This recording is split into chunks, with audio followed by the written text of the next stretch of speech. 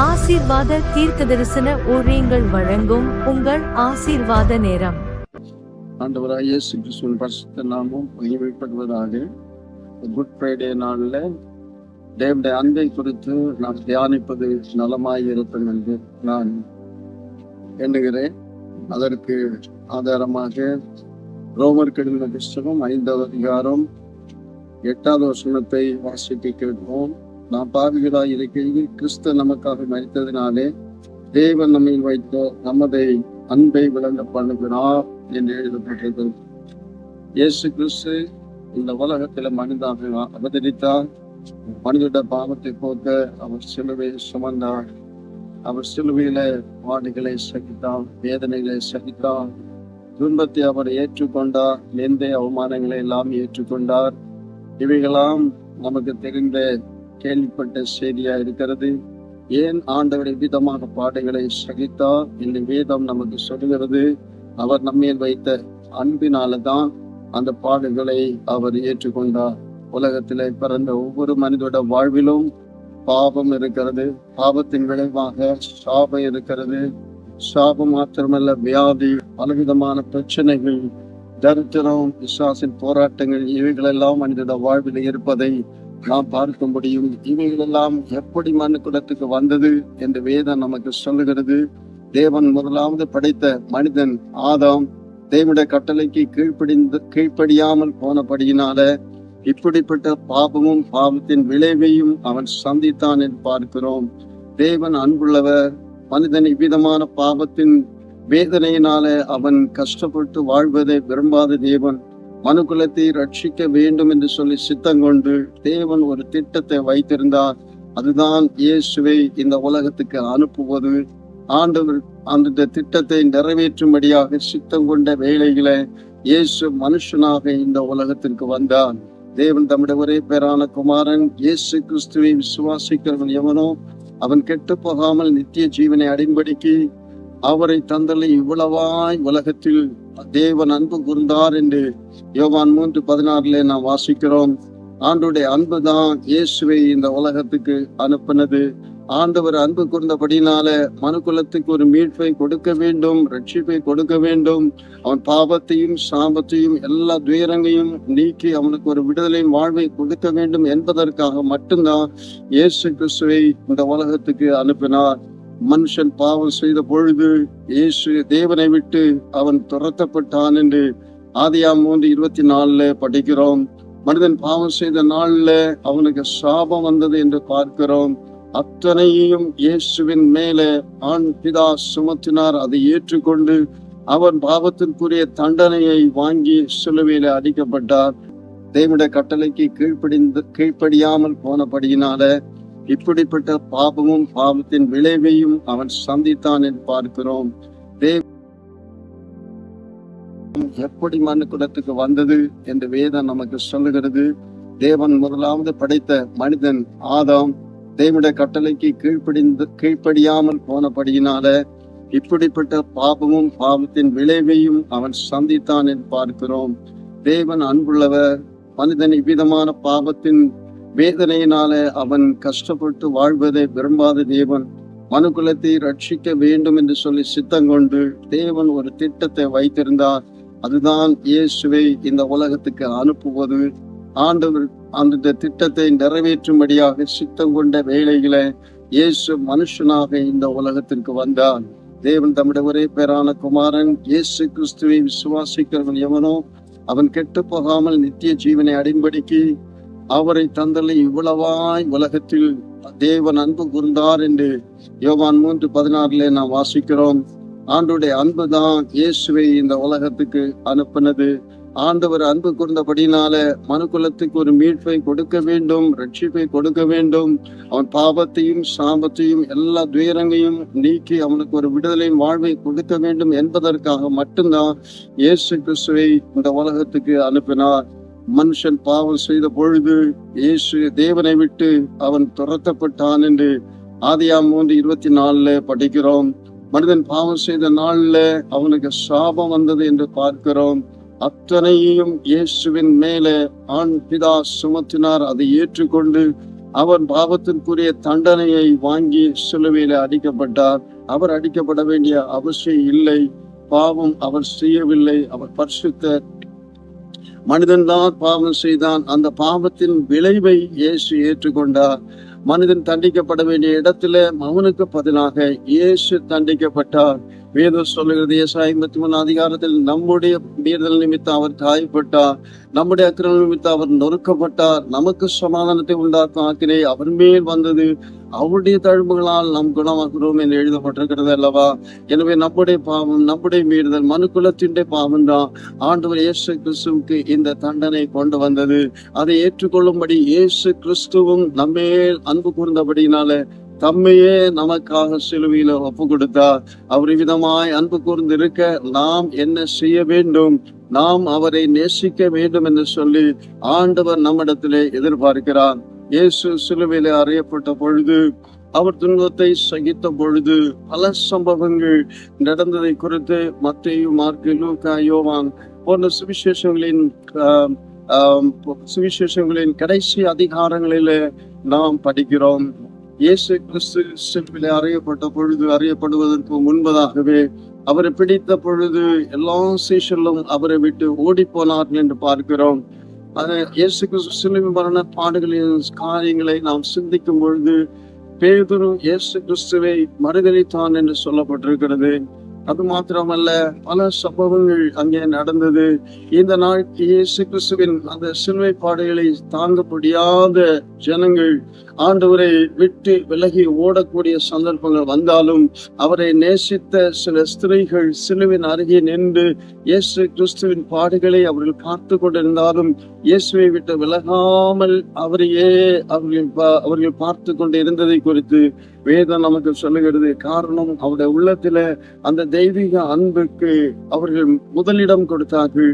தேவனை நேசித்தபடினால எல்லாரும் விலகினாலும் அவர்கள் விலகாமல் தேவனையே அவர்கள் இயேசுவை சிலுவையை அருகே நின்று கொண்டு இயேசுவை பார்த்து கொண்டு இருந்ததை நாம் பார்க்கிறோம். பேதுரு அபிதமா இயேசுவை நேசிக்கும்படியாகவும் இயேசுவை பின்பற்றும்படியாகவும் தான் அழைக்கப்பட்ட ஒரு அப்போஸ்தலன்.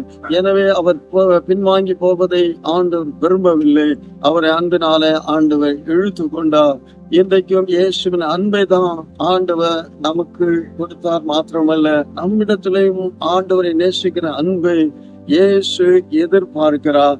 இன்றைய நாட்கள்ல நான் எவ்விதமாய் இயேசுவை நேசிக்கிறேன், அவருடைய அன்பை நான் எவ்விதமாய் புரிந்து கொண்டு அவருக்கு என்னை அர்ப்பணிக்கிறேன் என்பதை நாம் நாமே சிந்தித்து செயல்பட வேண்டியவர்களாய் இருக்கிறோம். இந்த வார்த்தைகளால கர்த்தர் எங்களை ஆசீர்வதிப்பாராங்க. மரிக்கும் தருவாயில, அந்த மரண தருவாயில அவர் 7 வார்த்தைகளை மொழிந்ததை பார்க்கிறோம். அதுல முதலாவது வார்த்தை, then Jesus said, forgive them, for they do not know what they do.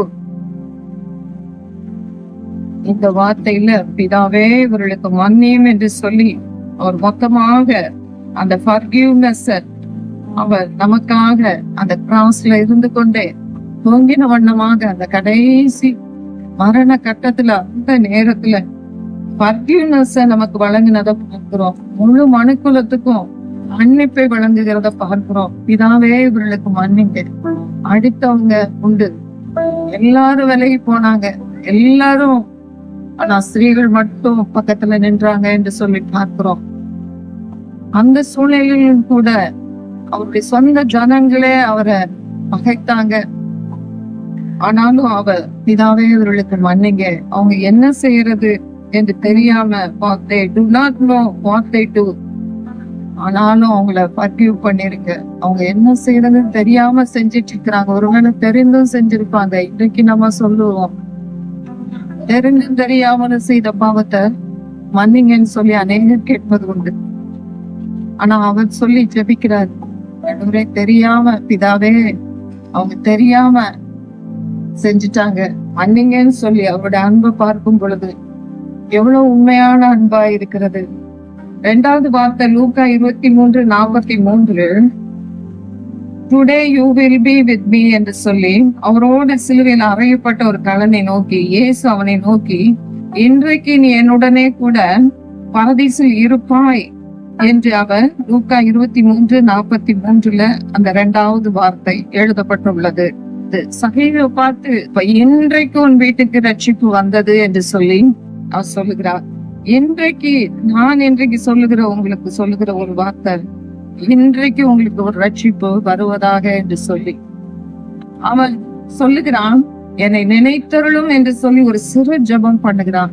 நீங்களும் ஒரு சிறு ஜெபம் பண்ணினாலும் ஆண்டவர் அதை கேட்டு இன்றைக்கு உங்கள் வீட்டுக்கு ஒரு ரட்சிப்பு, இன்றைக்கு ஒரு விமோச்சனம். அவர் ரட்சிக்கிறவராக இருக்கிறார், காப்பாற்றுகிறவராக இருக்கிறார். இன்றைக்கு ஒரு அற்புதம், இன்றைக்கு ஒரு தீர்மானம் பண்ணுங்க. இன்றைக்கு ஆண்டவர் உங்களுக்கு ஒரு நல்ல ஆறுதலை கட்டளையிடுவார். 3வது வார்த்தை யோவான் 19:26-27.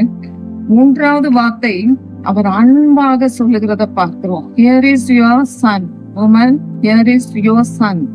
இது உன்னுடைய மகன் என்று சொல்லி தன்னுடைய அம்மாவை பார்த்து அவர் சொல்லுகிறத பார்க்கிறோம். சிலுவையில் தொங்கின வண்ணமாக அவங்களுடைய அன்பை பார்க்க முடிகிறது.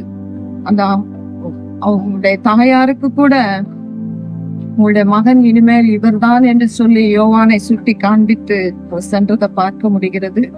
இப்படியாக அவர் கடைசியாக செய்யாதது ஒண்ணுமே இல்லை. 4வது வார்த்தை, என் தேவனே என் தேவனே ஏன் என்னை கைவிட்டீர். அது மத்தேயு 27:46 கூறப்பட்டுள்ளது.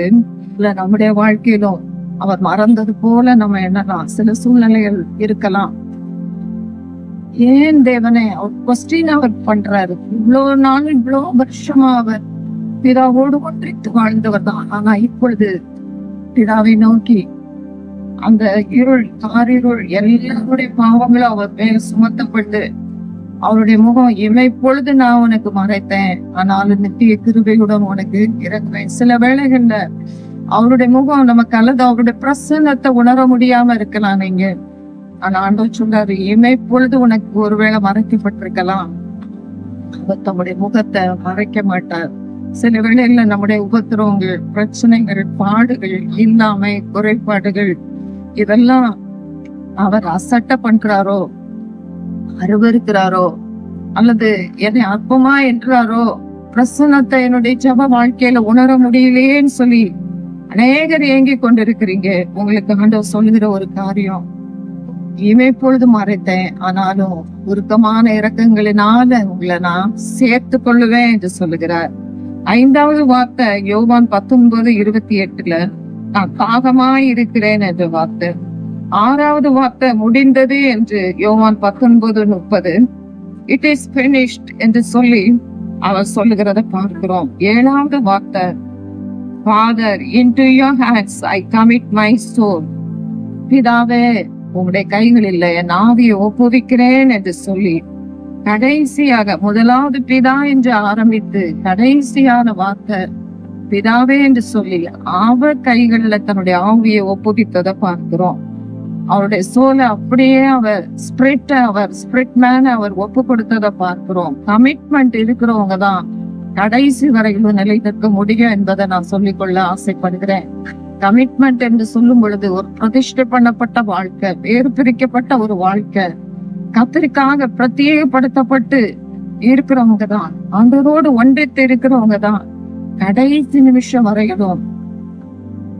பரிசுத்தவான்களுடைய மரணம் அவருடைய பார்வைக்கு அருமையானதா இருக்குமா?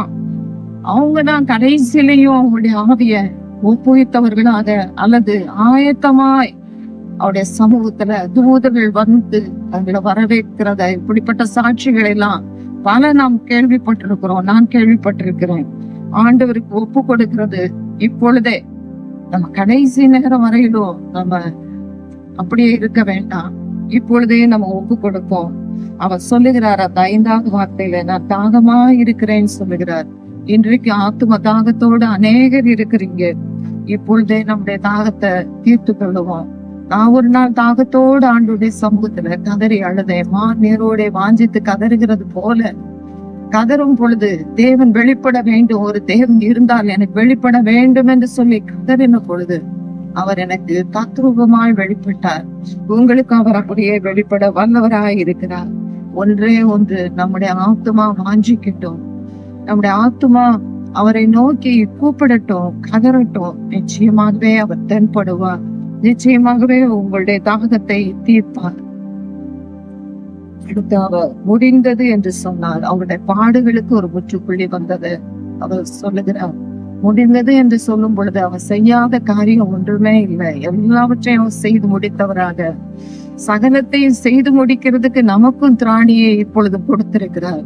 அதெல்லாம் நம்மளால முடிந்தது என்று சொல்லுகிற காரியத்தை விட, என்னால முடியும், என்னை பலப்படுத்துகிற கிறிஸ்துவினாலே எல்லாவற்றையும் நான் செய்வேன் என்று சொல்லி நம்ம நல்ல தீர்மானத்தை எடுத்துக்கொண்டவர்களாக, உங்களால முடியும், உங்களால் கூடாத காரியம் ஒன்றுமே இராது, உங்களால் எல்லாம் முடியும் என்றே அவர் சொல்லுகிறார்.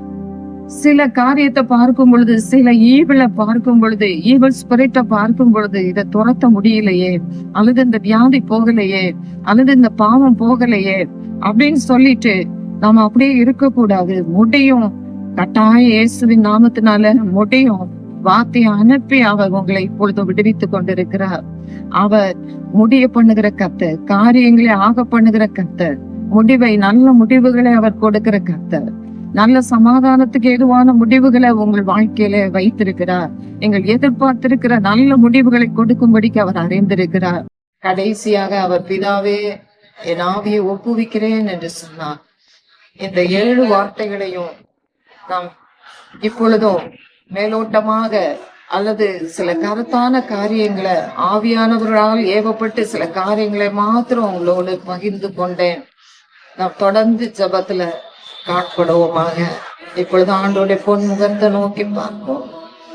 அவர் நமக்காக தம்முடைய ஜீவனை கொடுத்தார், உங்களுக்காக ஜீவனை கொடுத்தார். அவர் தம்முடைய ஆத்துமாவில ஒரு தாகத்தை இப்பொழுதும் ஏற்படுத்துகிறார். நம்முடைய ஆத்துமா தாகமாய் இருக்கிறதா? நம்முடைய ஆத்துமா இப்பொழுதும் அவரை போல மன்னிக்கிற சிந்தை உள்ளவர்களாக நாம் இருக்கிறோமா? ஆண்டவர் பெரிய மன்னிப்பை உங்கள் வாழ்வில வழங்க இப்பொழுதே ஆயத்த உள்ளவராயிருக்கிறார். அன்றைக்கு இன்றைக்கே உனக்கு நீ பரதீசில் இருப்பாய் என்று சொன்னார். இன்றைக்கே சால்வேஷன் என்று சொன்னார். ஆண்டவர் இந்த வேளையிலும் கூட உங்களுக்கு ரட்சிப்பை கட்டளையிடுகிறார்.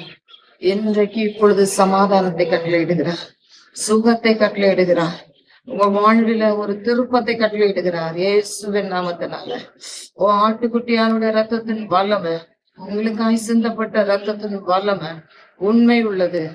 வெளிப்படுத்தல் 1:5 கூறுகிறது, இயேசு கிறிஸ்துவினுடைய ரத்தத்தை நீங்க பாவங்களை அறிக்கையிட்டா சகல பாவங்களை அவர் நீக்குகிறார். சகல அநியாயங்களை நீக்குகிறதற்கு அவருடைய ரத்தம் உண்மையும் நீதி உள்ளதுமாய் இருக்கிறது. அவர் நீதி உள்ளவர், உண்மை உள்ளவராய் இருக்கிறார். பாவத்தை அறிக்கையிட்டார், அவர்கள் பாவங்களை எல்லாம் மன்னிக்கிறார். அவர் உங்களுக்கு மன்னிப்பை வழங்குகிறார்.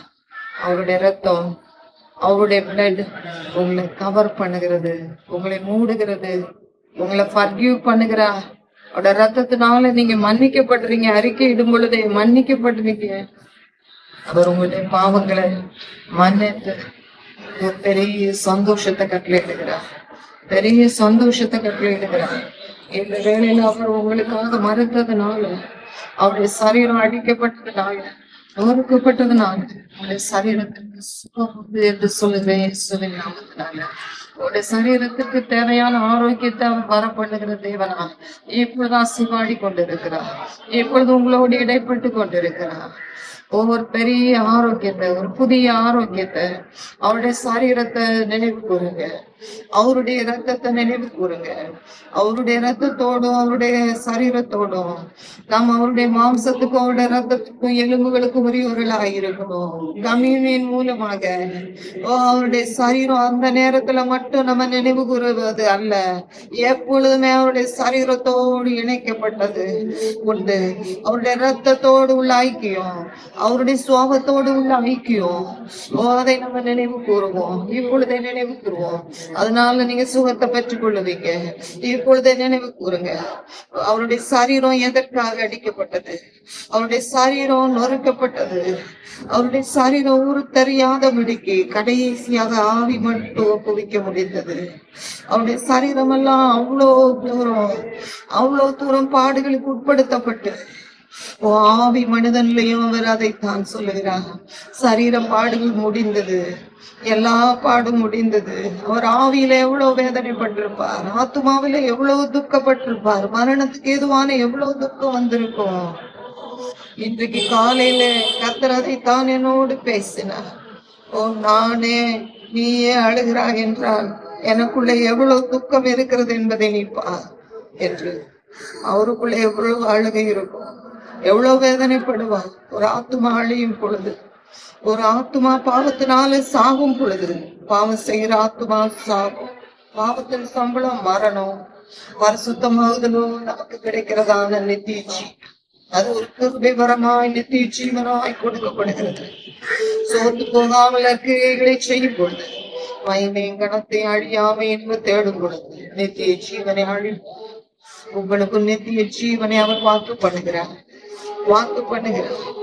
இன்றே அந்த நாளை தெரிந்து கொள்ளுங்க. இன்று அவரிடத்துல ஒப்பு கொடுத்திருக்க, இன்று அவரிடத்துல ஒப்பு கொடுத்திருக்க. நான் தாகமாயிருக்கிறேன், உண்மை போலவே எனக்குள்ளே ஒரு ஆத்ம தாகத்தை எனக்கு தந்துட்டீங்க. அப்பா என்னுடைய தாகத்தை தீர்க்கப்பா. என்னுடைய தாகத்தை தீர்க்கும்படியாக நீங்க அந்த வார்த்தைய கடைசியில நீங்க சொன்னீங்க. ஓ என்னுடைய தாகம் தணியறதுக்காக பரிசுத்தாவியை போய் நீங்க அனுப்புனீங்க. உயிர் தெழுந்து இதோ உனக்கு பரிசுத்தாவியை தர்றேன்னு சொல்லி எங்களுடைய தாகம் தணியறதுக்காக பரிசுத்தாவியின் தேச்சரவாளன்னு தந்தீங்க. அதே போல இந்த வேளையில கூட பரிசுத்தாவியனுடைய தேச்சரவாளன் யாருக்கெல்லாம் வேணுமோ அவங்க மேல நீங்க பொழிந்தருளப்படவே. இந்த குட் ஃப்ரைடே அன்று ஆண்டவரை ஒவ்வொரு ஆத்மாவையும் சந்திப்பீராக, ஒவ்வொருவரை அழிவிலிருந்து தூக்கி எடுப்பீராக. அப்பா உமக்கு நன்றி, உமக்கு நன்றி ராஜா, உமக்கு நன்றி. ஆத்மாவை மரணத்திற்கு விலைக்கு காப்பீராக. அப்பா உமக்கு நன்றி, உமக்கு நன்றி. அப்படி விடுவிப்பதற்காக நன்றி, அப்படி விடுவிப்பதற்காக நன்றி, விடுவிப்பதற்காக நன்றி. இயல்புக்கு அப்பாற்பட்ட விதத்துல, இயல்புக்கு அப்பாற்பட்ட விதத்துல நீங்க இப்பொழுது கிரியை செய்யறதற்கு அவரிடத்துல கமிட் பண்ணிருங்க. அவரிடத்துல ஒரு கமிட்மெண்ட செய்திருங்க. ஆண்டவரிடத்துல ஒப்பு கொடுத்துருங்க. ஆண்டவரிடத்துல உங்களை முழுவதுமாய் தந்து விடுங்க. ஆண்டவர் அற்புதம் செய்கிறார், அற்புதம் செய்து கொண்டிருக்கிறார். இந்த வேளையில உங்கள் நடுவில் அற்புதம் செய்து கொண்டிருக்கிறார். உங்கள் வீட்டுல அற்புத வல்லமை கடந்து வந்து கொண்டிருக்கிறது. அற்புதமாய் உங்களை சந்தித்து கொண்டிருக்கிறார், மாற்றி கொண்டிருக்கிறார். அற்புத சுதந்திரம் பெற்றுக் கொள்ளுங்க. பிள்ளை சூனியத்திலிருந்து சிலரை விடுவிக்கிறார். பிசாசின் கட்டிலிருந்து விடுதலையாக்குகிறார். பிசாசின் ஆவி புறத்தப்பட்டு போகிறது.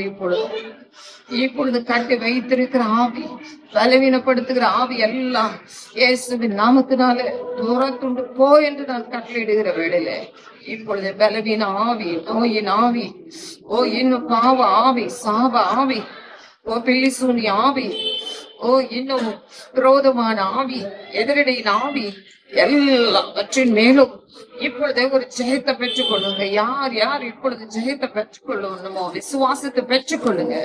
இப்பொழுது ரிசீவ் பண்ணுகிற நேரம், கேட்டு ரிசீவ் பண்ணுகிற நேரம், பெற்றுக்கொள்ளுகிற நேரம். S, thank you. பாவக்கு நன்றி ராஜா.